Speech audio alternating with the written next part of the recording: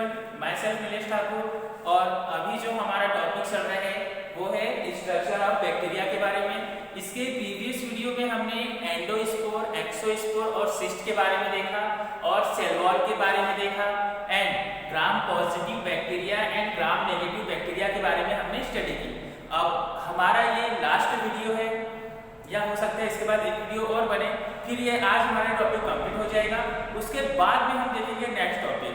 तो अभी जो हमारा टॉपिक है स्ट्रक्चर ऑफ बैक्टीरिया, उसमें हम आज देखेंगे साइटोप्लाज्मिक मेम्ब्रेन के बारे में कि साइटोप्लाज्मिक मेम्ब्रेन क्या होती है, ठीक है, और ये कहाँ होती है, ठीक है। अब देखो, जैसे हमने मान लो कि बैक्टीरिया का स्ट्रक्चर बनाया, तो उसमें क्या रहेगी, सेल वॉल रहेगी। सेल वॉल के बाद में क्या रहती है, एक सबसे पहले कैप्सूल आता है, कैप्सूल के बाद में सेल वॉल के बाद में आता है आपका साइटोप्लाज्मिक मेम्ब्रेन। तो जो साइटोप्लाज्मिक मेम्ब्रेन है वो किसके अंदर होती है, बैक्टीरिया का जो स्ट्रक्चर होता है, उस जो बैक्टीरिया का स्ट्रक्चर बनता है वो वो उसमें होती है कौन सी, साइटोप्लाज्मिक मेम्ब्रेन। तो हम यही देखेंगे कि साइटोप्लाज्मिक मेम्ब्रेन क्या है और ये क्या वर्क करती है और इसके फंक्शन क्या है, ठीक है। तो हम स्टार्ट करते हैं, ओके। सबसे पहले दिया है साइटोप्लाज्मिक मेम्ब्रेन। अब साइटोप्लाज्मिक मेम्ब्रेन क्या है, ये है साइटोप्लाज्मिक मतलब कि कहना चाहिए कोशिकीय एक झिल्ली, कोशिकीय झिल्ली है ये cytoplasmic. The cytoplasm of bacterial cell surrounded by membrane called cytoplasmic membrane. क्या दिया है, the cytoplasm of bacterial cell surrounded by membrane called cytoplasmic membrane. अब जो साइटोप्लाज्म है, तो जो साइटोप्लाज्म का या कहना चाहिए साइटोप्लाज्म की जो क्या ना चाहिए बैक्टीरियल सेल जो होती है, ठीक है, जो बैक्टीरियल सेल होती है, तो बैक्टीरियल सेल के अंदर क्या होता है, बैक्टीरियल सेल के अंदर होता है साइटोप्लाज्म। तो साइटोप्लाज्म या बैक्टीरियल सेल का जो साइटोप्लाज्म होता है वो सराउंडेड होता है, ठीक है। सराउंडेड होता है मतलब कि पूरे उसके चारों ओर क्या होता है, एक मेम्ब्रेन होती है जो सराउंडेड होता है बाय मेम्ब्रेन। एक मेम्ब्रेन के द्वारा वो क्या होता है, जो साइटोप्लाज्म होता है वो एक मेम्ब्रेन के द्वारा या मेम्ब्रेन के थ्रू क्या होता है, सराउंडेड होता है। तो उसे क्या कहते हैं, कॉल्ड साइटोप्लाज्मिक मेम्ब्रेन।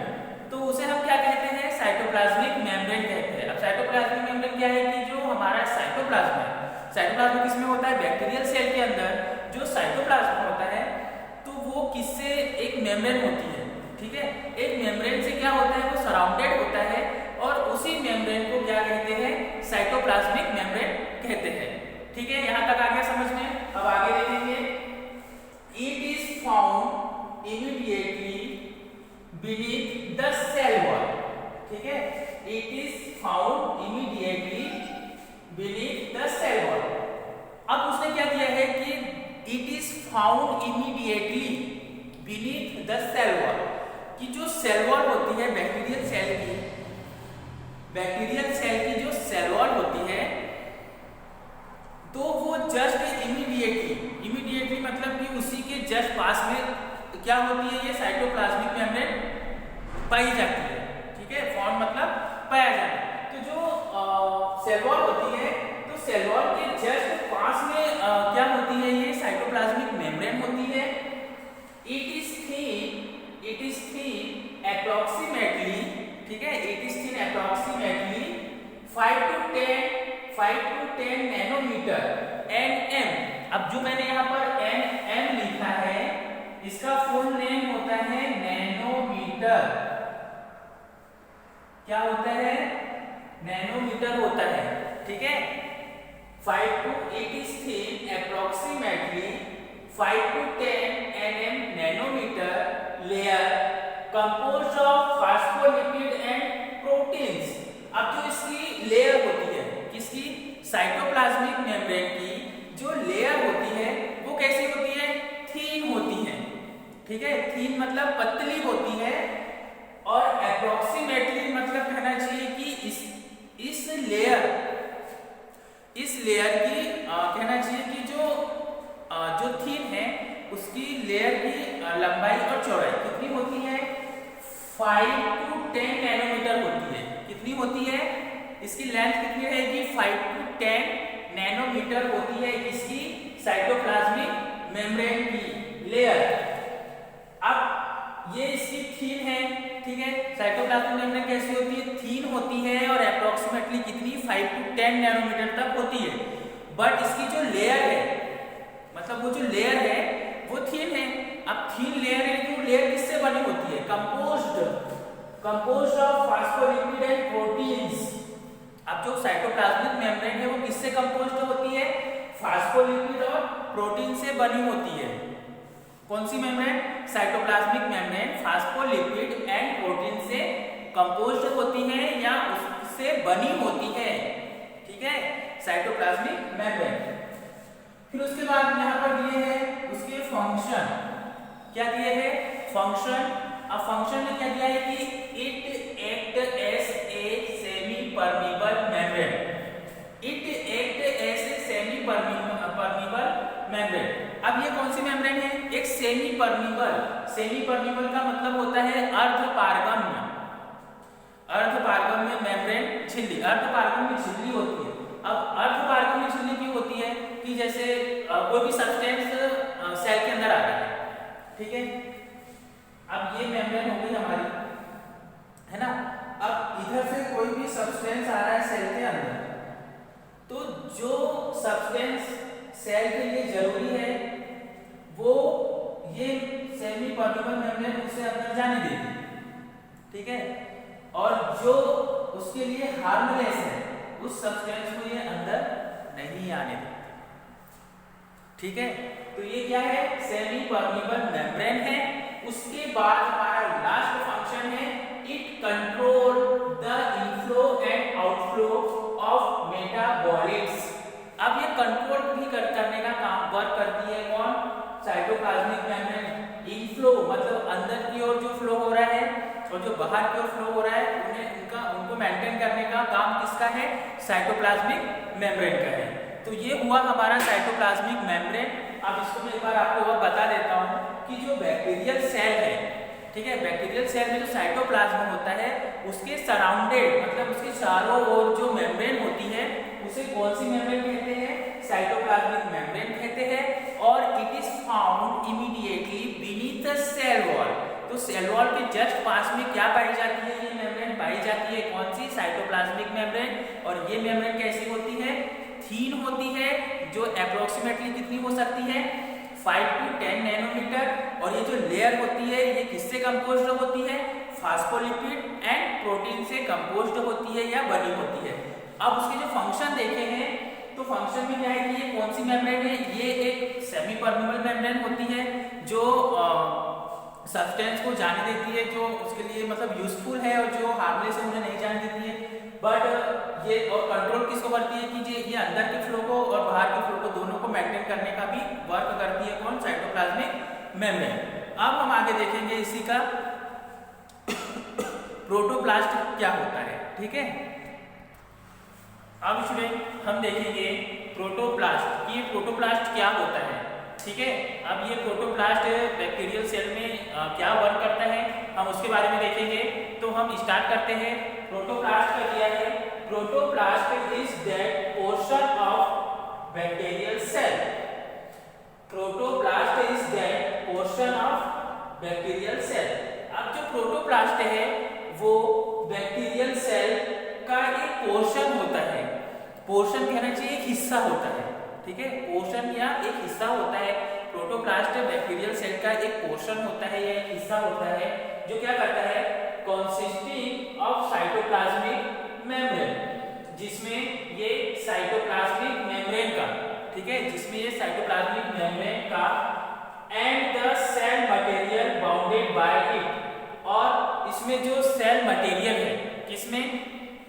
प्रोटोप्लास्ट में या कहना चाहिए बैक्टीरियल सेल में जो सेल मटेरियल होता है तो वो सब किसमें होता है? प्रोटोप्लास्ट में होता है, ठीक है। उसके बाद में दिया है कि protoplast can be prepared from gram positive bacteria, ठीक है। अब जो प्रोटोप्लास्ट है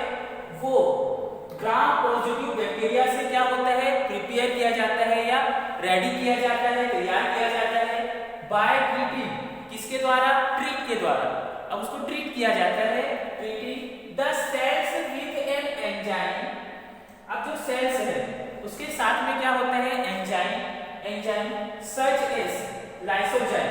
सच एस मतलब कि जैसे, एंजाइम कह रहे कौन सा एंजाइम? लाइसोजाइम। तो जो लाइसोजाइम है वो सेल्स को क्या करता है? ट्रीट करता है। ट्रीट करने के बाद में ग्राम पॉजिटिव बैक्टीरिया से क्या प्रिपेयर किया जाता है? प्रोटोप्लाज्म को प्रिपेयर किया जाता है, which dissolves the cell wall और by culturing the bacteria। अब जो सेल वॉल है उसको डिसॉल्व किया जाता है, उसे मिक्स किया जाता है। मिक्स करने के बाद में by culturing the bacteria, bacteria का फिर क्या किया जाता है? कल्चर किया जाता है। बैक्टीरिया का क्या किया जाता है?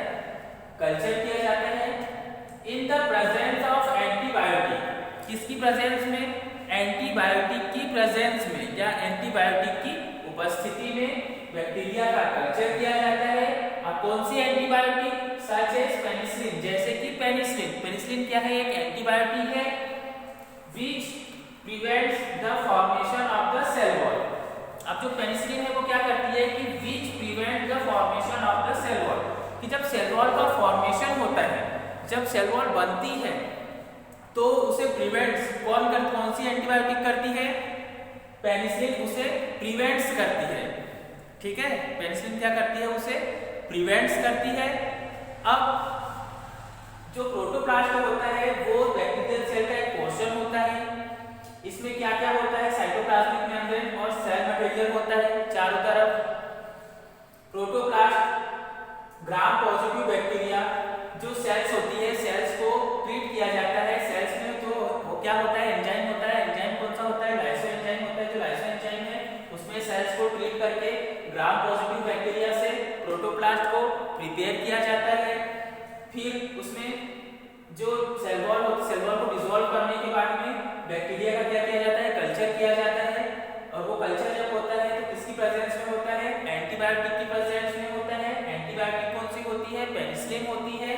अब जो पेनिसिलिन है, पेनिसिलिन किसको प्रिवेंट करता है? जब सेल वॉल का फॉर्मेशन होता है तो पेनिसिलिन उसे क्या करती है? प्रिवेंट्स करती है या उसे सुरक्षित बचाने का काम करती है। ठीक है, अब हम आगे देखते हैं। अब हम देखेंगे स्फेरोप्लास्ट। अब स्फेरोप्लास्ट क्या होता है? देखो, हमने इसके पहले जो देखा था प्रोटोप्लास्ट, तो जो प्रोटोप्लास्ट है वो कहाँ होता है? वो इनर लेयर होती है, मतलब कि अंदर की तरफ होती है। लेकिन स्फेरोप्लास्ट कहाँ होती है? ये आउटर लेयर होती है या आउटर मेम्ब्रेन होती है, जो बाहर की तरफ रहती है स्फेरोप्लास्ट। और प्रोटोप्लास्ट कहाँ रहता है? बाहर की तरफ रहता है। ठीक है, तो अब स्फेरोप्लास्ट भी दिया है स्फेरो, तो अब स्फेरो का क्या होगा? Round shape. ठीक है, कभी भी कंफ्यूजन नहीं होना कि स्फेरो है तो क्या है, टर्म समझना चाहिए। टर्म अगर समझ में आ गया तो आपको उसका मीनिंग निकालते भी आ जाता है। स्फेरोप्लास्ट मतलब कि ये राउंड शेप में है और ये कौन सी मेम्ब्रेन है? आउटर मेम्ब्रेन है। ठीक है, प्रोटो मतलब इनर मेम्ब्रेन, अंदर की तरफ है ना, तो प्रोटोप्लास्ट। तो अब हम देखेंगे spheroplast when peptidoglycan of gram negative bacteria removed by action. ठीक है, मतलब कि एक्शन के द्वारा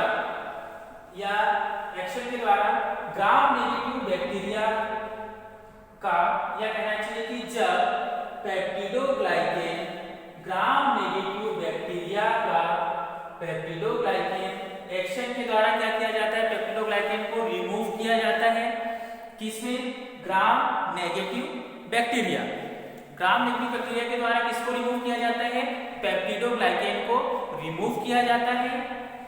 यानी कि जब ग्राम नेगेटिव बैक्टीरिया के द्वारा पेप्टिडोग्लाइकेन को रिमूव किया जाता है या हटाया जाता है ऑफ एंजाइम लाइसोजाइम और इट्स सिंथेसिस। और इसमें क्या होता है? जो एंजाइम है, जो लाइसोजाइम है, और इनका क्या होता है? सिंथेसिस होता है, मतलब पहले संश्लेषण होता है, फिर क्या है? Removed by antibiotics. तो जो एंजाइम है, लाइसोजाइम है, इनका सिंथेसिस होता है, संश्लेषण होता है। तो अगर संश्लेषण हो रहा है तो इनको किसके द्वारा रिमूव किया जाता है? Removed by antibiotics. जो एंटीबायोटिक्स है उसके थ्रू किसको रिमूव किया जाता है, किसको हटाया जाता है, एंजाइम लाइसोजाइम जो सिंथेसिस हो रहे हैं, जो संश्लेषित हो रहे हैं, उन्हें रिमूव किया जाता है। किसके थ्रू, एंटीबायोटिक के थ्रू रिमूव किया जाता है। ठीक है।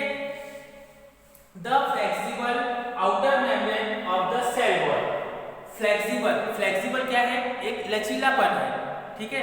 तो जो सेल वॉल है वो कैसी होती है, इसकी लचीली होती है, फ्लेक्सिबल होती है। और ये कौन सी मेम्ब्रेन है, आउटर मेम्ब्रेन होती है।